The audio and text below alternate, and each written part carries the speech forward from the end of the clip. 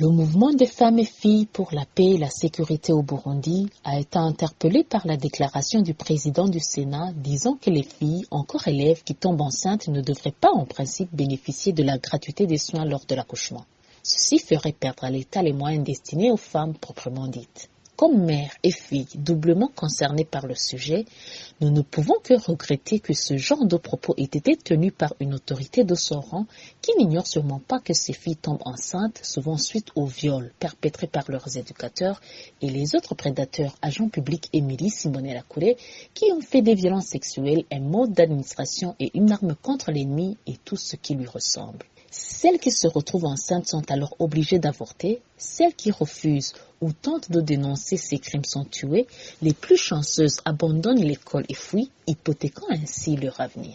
Il en est qui trouvent juste qu'elles risquent encore leur vie et celle de leur enfant lors d'un accouchement non assisté, leur seul tort étant d'être victimes de viol. Quelle ironie du sort. Une déclaration d'un président du Sénat n'est jamais anodine ni sans objet. Aussi, aurions-nous souhaité qu'il s'exprime non pas en insinuant une mesure discriminatoire dans la gratuité des soins maternels, mais en demandant que tout soit mis en œuvre pour s'attaquer à la source du mal, que sont les violences sexuelles et basées sur le genre dont sont particulièrement victimes les jeunes filles et dans les écoles et ailleurs.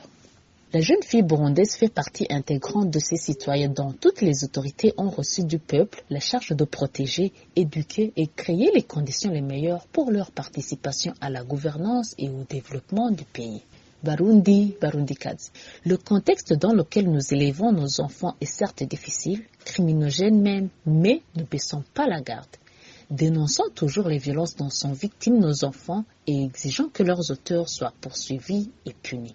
Quant à nos parents, souvenons-nous toujours que nos enfants deviendront en partie ce que nous aurons fait d'eux.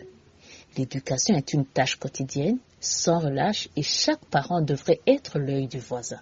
Ne tournons donc pas le dos chaque fois que nos filles sont en danger, quels qu'ils soient. Elles sont plus de la moitié de la population du Burundi. Le Burundi ne se reconstruira ni ne se développera sans elles. Ceci est un message du mouvement des femmes et filles pour la paix et la sécurité au Burundi.